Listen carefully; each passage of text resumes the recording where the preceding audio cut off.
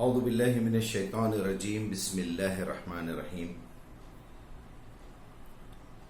ہم دعا کرتے ہیں کہ اللہ تعالیٰ اپنی حفظ و امان میں رکھے ہماری سوچ، ہمارا ایمان، ہمارے اقوال، میری بات چیت کی اللہ تعالیٰ حفاظت کرے، میرے منہ سے حق بات نکلے۔ جو سچے دل سے میں دین کی خدمت کرنا چاہتا ہوں، بلکہ اپنے فرائض انجام دینا چاہتا ہوں، خدمت کرنا تو بہت دور کی بات ہے، کیونکہ اللہ تعالیٰ نے مجھے انسان بنایا ہے اور مجھے یہ ذمہ داری دی ہے کہ تم کو عبادت کرنا ہے۔ وما خلقت الجن والانس الا لیعبدون۔ پھر انسانوں میں مجھے سب سے آخری نبی، سب سے اعلیٰ درجے کی ہستی شخصیت رحمت للعالمین محمد الرسول اللہ محمد الامین صلی اللہ علیہ وسلم کی امت میں پیدا کیا، اس کا بھی میں شکر گزار ہوں۔ اور پھر مجھے یہ ذمہ داری دی کہ تم کو مسلمان ہونے کی حیثیت سے ساری دنیا میں بھلائی کا حکم دینا ہے اور برائیوں سے روکنا ہے۔ اس کے 3 درجے ہیں۔ ہاتھ سے روکو گے تو تم پورے مومن ہیں، برائی کو ہاتھ سے مٹا دو گے تو تم پورے مومن ہو، اور پرسنلی فزیکلی جا کے دین کی دعوت دے رہے ہیں اور حکمرانی کر رہے ہیں، اگر تم امیر المومنین بن رہے ہیں تو تم پورے مومن ہو۔ آدھے مومن وہ ہے جو صرف باتوں سے خالی لوگوں کو دعوت دینا، سیکنڈ کلاس مومنین میں آتے ہیں، اور باتوں سے لوگوں کو برائیوں سے روکنا، یہ بھی سیکنڈ کلاس کے مومن ہیں۔ اب دل میں بھلائی رکھ لینا اور بڑے پیار سے لوگوں کو سمجھا بجھا کے، جو اپنے لیول کے ہیں، اپنے ہم خیال ہیں، اتنا کر لینا، یہ اضعف الایمان کی نشانی ہے۔ یا دل میں برا مان کے استغفر اللہ کر کے آپ اس برے ماحول سے چلے جانا، وہ گندی بات کو اسی طرح چھوڑ کے ہٹ جانا، وہ جگہ سے چلے جانا، ہجرت کر لینا، اس دوستی کو چھوڑ دینا، رشتہ داری کو چھوڑنا، ھذا اضعف الایمان ہے۔ اس کے باوجود آپ برائیوں میں رہ رہے ہیں اور برائی دیکھ کے خاموش ہے، کسی کی غلطی دیکھ کے خاموش ہے، اپنے بھائی کو آپ آگاہ نہیں کر رہے ہیں، تو پھر ہم میرے بھائی مومن نہیں ہیں، I'm sorry۔ ھذا اضعف الایمان کا مطلب ہے ضعیف سے بھی ضعیف ترین ایمان کی نشانی ہے کہ آپ بری بات کو بری بات مانیں، غلط کو غلط مانیں، حق کو حق مانیں۔ چلیے اب میں اور آگے بڑھتا ہوں۔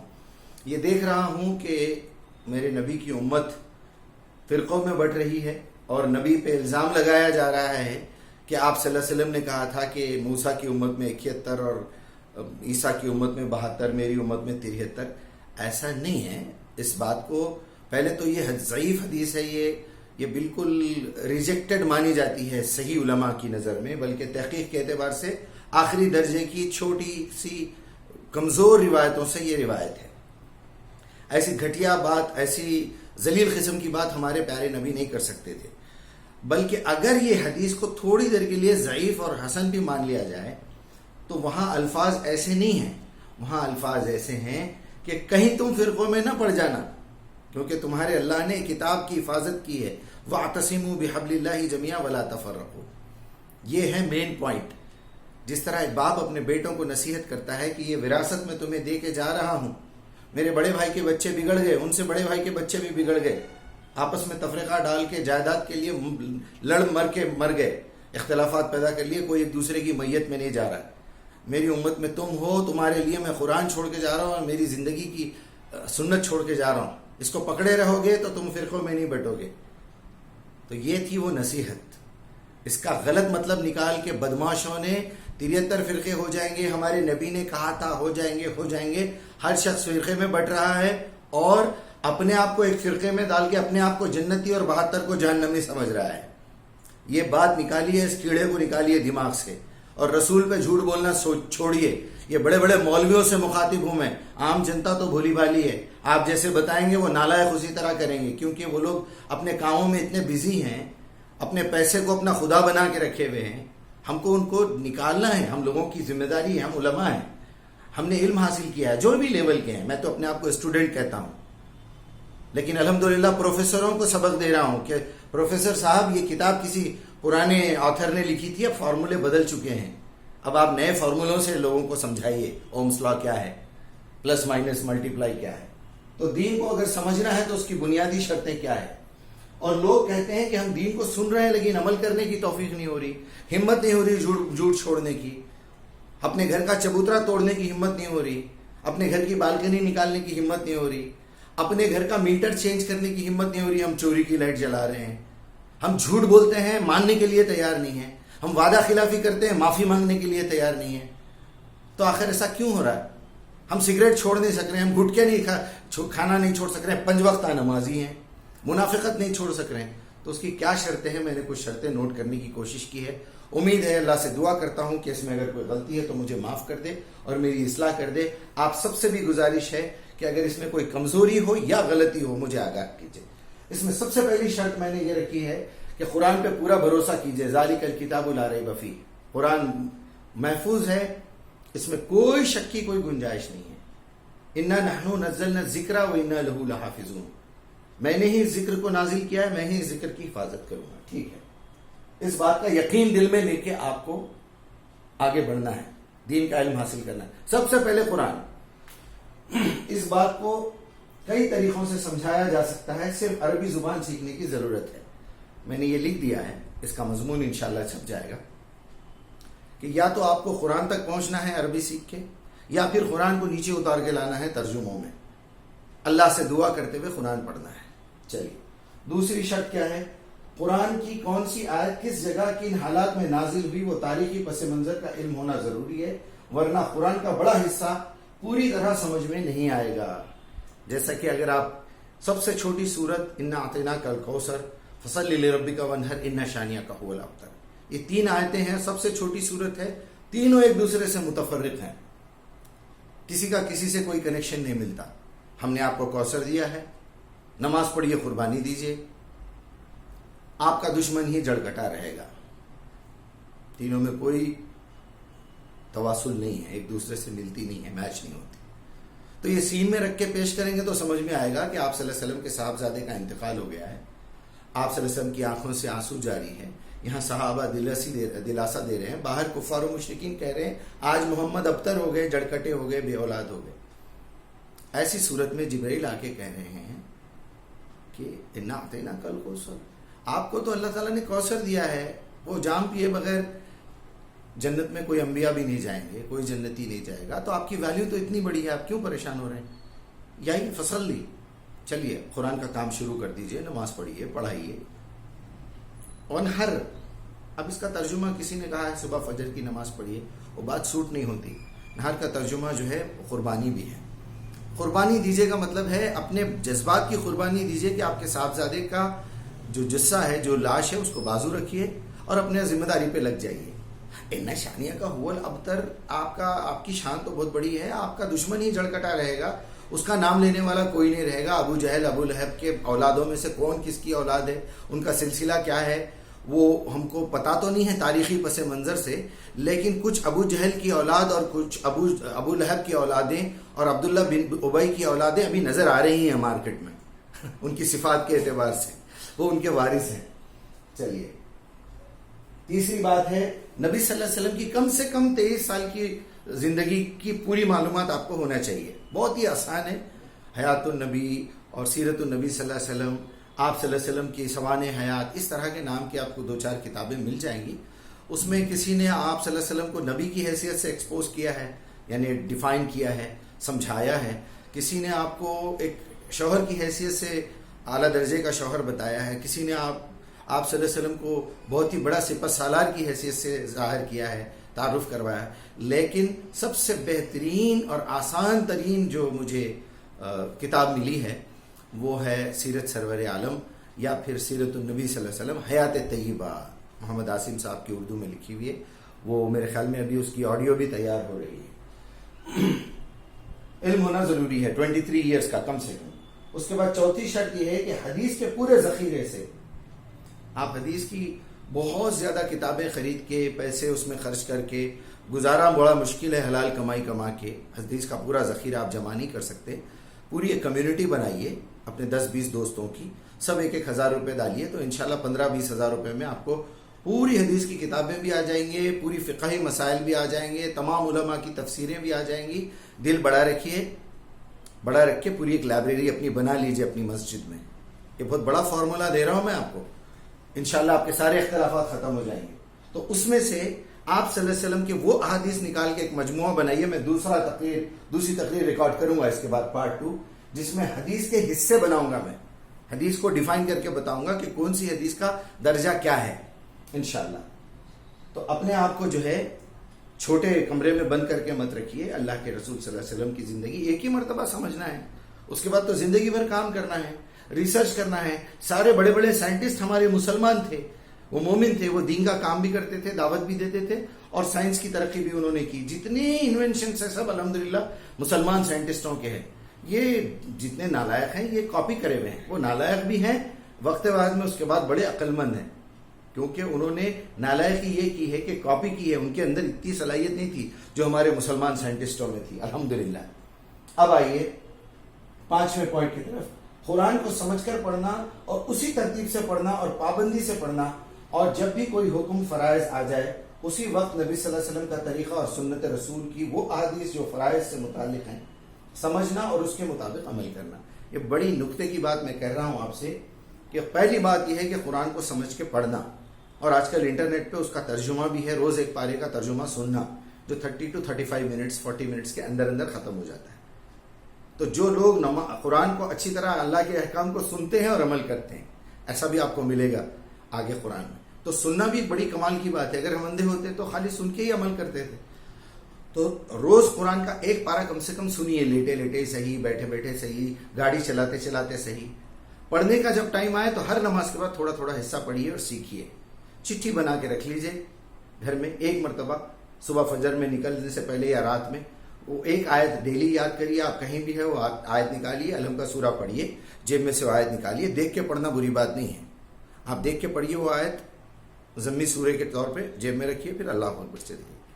خالی وقت میں اس کے اوپر تدبر کریے. اس طرح آگے بڑھیے قرآن سیکھنے کے. یہ صحیح طریقہ ہے قرآن پڑھنے اور سمجھنے کا, اور یہ طریقہ ہے صحیح نماز پڑھنے کا.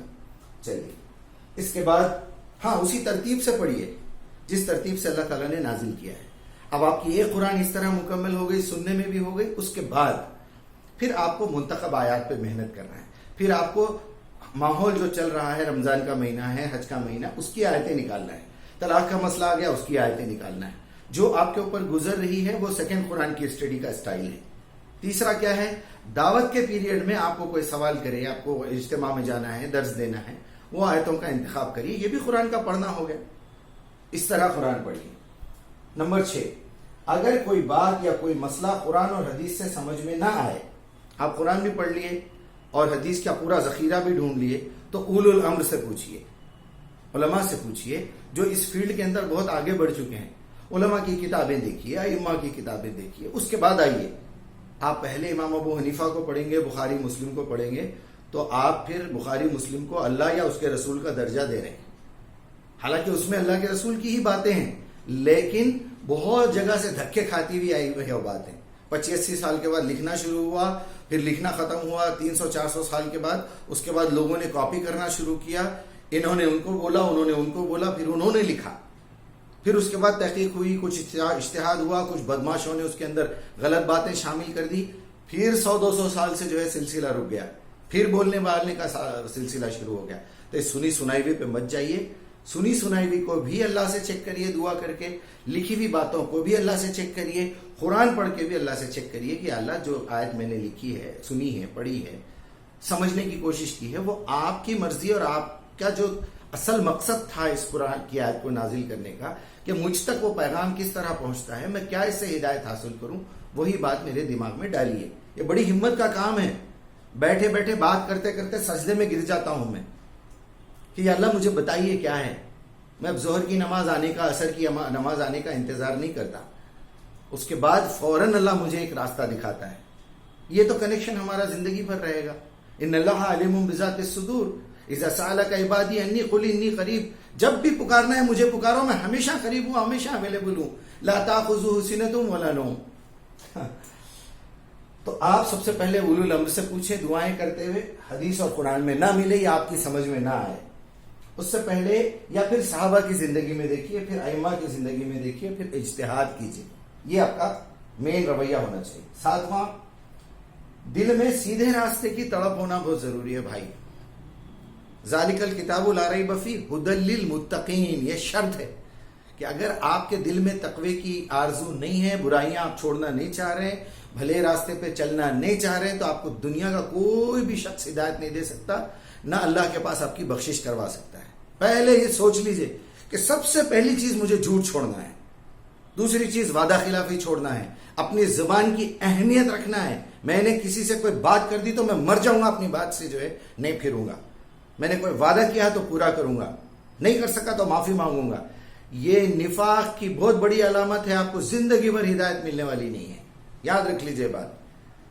اگر آپ کی زبان پہ جو ہے گالیاں ہیں، جھوٹ ہے، غیبت ہے، سودی کاروبار آپ کر رہے ہیں، یا آپ کی آمدنی حرام ہے، آپ تول میں گڑبڑ کرتے ہیں، آپ آٹو رکشہ چلاتے ہوئے میٹر میں گڑبڑ کر رہے ہیں، تو یقین مانیے آپ بغیر پرمیشن کے گھر بناتے ہیں، آپ لائٹ کی چوری کرتے ہیں، آپ رانگ سائڈ گاڑی چلاتے ہیں، آپ کو ہدایت نہیں ملے گی.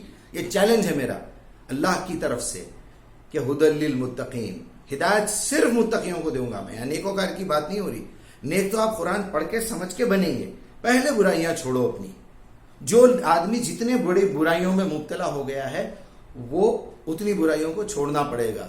پھر اللہ کا یہ وعدہ ہے، خوشخبری ہے کہ ان تمام برائیوں کے پہاڑ کو میں نیکیوں میں بدل دوں گا. یہ قرآن کی آیت ہے. اگر تم سچے دل سے ایمان لاؤ گے اور چھوڑو گے یہ برائیوں کو اور نیک عمل کرنا شروع کرو گے، ایک دن کے بعد بھی اگر موت آئی، ایک گھنٹے کے بعد بھی موت آئی. کتنے ایسے صحابہ ہیں جو مدینہ ٹرانسفر ہی نہیں ہوئے، مکے میں ہی ان کا انتقال ہو گیا، شہید ہو گئے. انہوں نے نہ نماز پڑھی، نہ روزہ رکھا، نہ زکوٰۃ دیا، نہ حج کیا. تو پھر کون سی عبادت کر کے گئے؟ وہ یہی کرتے رہے کہ لوگوں کو نیکی کا حکم دیتے رہے، برائیوں سے روکتے رہے. تو اس کا مطلب کیا نکلا؟ اس کا مطلب یہ نکلا کہ ڈائریکٹ نبی صلی اللہ علیہ وسلم 13 سال تک لوگوں کو عبادت کا اورل طریقہ سکھا رہے تھے. نان پروفیشنل جسے آپ کہہ سکتے ہیں، آرڈینری لو لیول کے اوپر. اس کے بعد مدینہ ٹرانسفر کر کے آپ صلی اللہ علیہ وسلم نے اس کو ترتیب دلوایا. اللہ تعالیٰ نے آپ صلی اللہ علیہ وسلم کے ذریعے سے نماز، روزہ، زکوٰۃ، حج یہ رکھ کے ایک پراپر طریقہ بنایا، کہ انسٹیٹیوشن قائم کیا، مسجد نبوی بنائی آپ صلی اللہ علیہ وسلم. اب کیا ہو گیا؟ اب اس کے بعد کلیکشن ہوا، لائبریری بنی، کورٹ بنا، نماز قائم ہوئی، روزہ قائم ہوا، زکوٰۃ کا سسٹم آیا، پردے کا آیا، نشہ حرام ہوا. یہ ہوا، قوانین مدینے میں آئے 26 صورتوں میں، اور یہاں 28 صورتوں میں جو مدینے میں نازل ہوئی. یہ 86 جو مکے میں نازل ہوئی اس میں نہ تو نماز ہے، نہ روزہ ہے، نہ زکوٰۃ ہے، نہ حج ہے، نہ قربانی ہے. تو پھر کیا تھا؟ وہ اصل عبادت تھی. باقی کی عبادت کرنے کا ٹریننگ کورس ترتیب دیا گیا. خیر، اگر کوئی مسئلہ سمجھ میں نہ آئے، چلیے 7واں، دل میں آپ کے تڑپ ہونا چاہیے کہ آپ برائیوں کو چھوڑنے والے ہیں اور بھلائیوں کی تلاش میں، اس لیے آپ کو قرآن پڑھ رہے ہیں. 8واں اور آخری پوائنٹ میں نے لکھا ہے کہ سب سے ضروری بات انسان کو جب تک حلال رزق نہ ہو، میں نے ابھی کہہ دیا وہ بات کہ حلال رزق آپ کے پیٹ میں ہونا ضروری ہے میرے بھائی. ورنہ حرام کھاتے ہوئے، جیب میں حرام کی دولت رکھ کے آپ حلال گوشت کی دکان ڈھونڈتے پھریں گے تو آپ حلال گوشت بھی کھا لیں گے تو کچھ فرق پڑنے والا نہیں ہے، کیونکہ آپ کی آمدنی حرام ہے. بالکل اسی طرح آپ جو ہے رزق کھاتے ہیں، کوئی بھی رزق کھاتے ہیں، لیکن وہ رزق حرام ہے تو اس پہ آپ فاتحہ پڑھ کے کھائیں یا پوری قرآن پڑھ کے پھونک دیں. نہ وہ اللہ کا حکم ہے، نہ اللہ کے رسول کا طریقہ ہے، نہ وہ آمدنی حلال ہے. تو اب آپ اس کے بعد کیا کر رہے ہیں؟ اسی طرح آپ اگر سوتے ہیں، نبی کے طریقے پر سوتے ہیں، آیت الکرسی پڑھ کے سوتے ہیں، وضو کر کے سوتے ہیں، لیکن آپ کا دل جو ہے اتنا بغض لے کے جا رہا ہے اور آپ کے دل میں یہ یقین نہیں ہے کہ یہ آخری نیند ہو سکتی میری، اس سے پہلے میں لوگوں سے معافی مانگ لوں، لوگوں کے جتنے غم میرے دل میں نکال دوں اور جو ان کی تکلیف ہے میرے دل میں سب کو معاف کر دوں، تو آپ کی نیند بھی جو ہے وہ عبادت میں نہیں آ سکتی. دل صاف کر کے سوئیے. اس کے بعد ضروری ہے کہ آپ اللہ سے دعا کریں، آیت الکرسی پڑھیں، کوئی بھی سورہ پڑھیں، وضو کی حالت میں سوئیں، سیدھے کروٹ سوئیں، تو آپ نبی کے طریقے پہ سوئیں گے تو عبادت میں شمار ہوگا. اللہ تعالیٰ سے میری دعا ہے. اب اس کا میں پارٹ بھی بناؤں گا جس کے اندر حدیث کے حصے کی ہم ایک کتاب تیار کریں گے، جس میں سب سے پہلے قرآن تو ہے ہی ہے الگ سے، اس کے بعد ہم فرائض کی تفصیل، قولی احادیث جو قرآن کی تفسیر میں آپ صلی اللہ علیہ وسلم نے بیان کی وہ اس کا ایک حصہ بنائیں گے. اس کے بعد فرائض کی عملی حدیث، جتنا آپ نے عمل کر کے دکھایا ہے، صلو کما رأیتمونی اصلی والا سبجیکٹ، پورا ہم فرائض کو الگ کریں گے. سنت کی ڈیٹیلز کہ آپ نے کس طریقے سے آپ نے اس پہ عمل کیا ہے، وہ قولی اور یہ عملی حدیث. اس کے بعد صحابہ کے سوالات کے جوابات، حدیث اشاری جسے کہتے ہیں کہ کسی صحابی نے کیا، نہ اللہ نے بتایا نہ نبی صلی اللہ علیہ وسلم نے بتایا، لیکن کسی صحابی نے کوئی عمل کر دیا تو آپ نے اس کو اپروو کر دیا. ایسی اس کی ایک کتاب ہم الگ بنائیں گے. کسی آیت کے عمل کے فضائل، یا کسی آیت یا کوئی عمل کرے تو نبی صلی اللہ علیہ وسلم نے کیا فرائض بتائے ہیں وہ بھی بتائیں گے ہم، اور فقہی مسائل کی کتاب کو الگ کر دیں گے جس میں حدیث میں، اور ایک کتاب ہم تیار کریں گے قرآن کے علاوہ نبی صلی اللہ علیہ وسلم کی کس چیز سے منع کرتے رہے، یعنی قرآن میں ایک حرام کی لسٹ ہے اور ایک احکام کی لسٹ ہے، اس کے علاوہ ڈیٹیل میں آپ صلی اللہ علیہ وسلم نے کس چیز کو جائز کیا، کس چیز کو حرام کیا، اس کی بک ہم الگ بنائیں گے۔ ظاہر بات ہے نبی صلی اللہ علیہ وسلم نے قرآن کی کسی نص کو لے کے ہی کسی چیز کو منع کیا ہوگا، جیسے شراب کا حرام کا لفظ نہیں ہے شراب کا کے بارے میں قرآن میں، لیکن نبی صلی اللہ علیہ وسلم نے اس کو ڈیٹیل میں سمجھایا، رجسن و عمل شیطان، حرام سے بھی بڑا درجہ ہے اس کا، شیطان کے عمل کا۔ قرآن کے علاوہ نبی صلی اللہ علیہ وسلم نے کس چیز کو منع کیا اور کس چیز کا حکم دیا۔ آخری بات یہ ہے کہ یہ وہ بک تیار ہوگی جس کے اندر، آخری بک جس میں حسن حدیثیں، ضعیف حدیث، اور نبی صلی اللہ علیہ وسلم کے انتقال کے بعد جو بھی باتیں ہوئی ہیں اس کا ہم ایک الگ مجموعہ کریں گے، اس کا ہمارے دین سے، ہمارے ایمان سے، ہماری آخرت کی کامیابی اور ناکامی سے کوئی تعلق نہیں ہے۔ چلیے اچھا ہوا، اس کی بھی ڈیٹیل تھوڑی سی اس میں آ گئی ہے، اور میں اللہ تعالیٰ سے دعا کرتا ہوں کہ میں نے جو کچھ بھی کہا ہے اس میں سے جو باتیں بھی صحیح ہے، جس لیول پہ بھی صحیح ہے، وہ مجھے میرے دل میں بٹھا دے، اس کو امپروو کرنے کی صلاحیت دے، غلطی ہو گئی ہے تو معاف کر دے، میرے تمام سننے والوں کو اس بات کو سمجھنے کی توفیق دے، شرح صدر عطا کرے، اور اگر آپ کو کوئی بات کا اس میں سوال ہے تو سوالیہ انداز میں پوچھیے، اعتراض کے انداز میں مت پوچھیے۔ اگر آپ کے پاس گارنٹیڈ کوئی دلیل ہے تو اعتراض کے انداز میں بتائیے کہ مجیب بھائی یہ بات میری نظر میں اب تک ایسی تھی، تو آپ بتائیے آپ اس کی کیا دلیل دے رہے ہیں، آپ یہ بات غلط کر رہے ہیں، اس کو ایسے کریے، امپروومنٹ آئے گا انشاءاللہ تعالی۔ تو میں اللہ تعالیٰ سے پھر ایک بار دعا کرتا ہوں کہ ہماری اس خدمت کو قبول کرے، عمل کرنے کی توفیق دے، اخلاص دے، اور دنیا تک پہنچانا آسان کر دے۔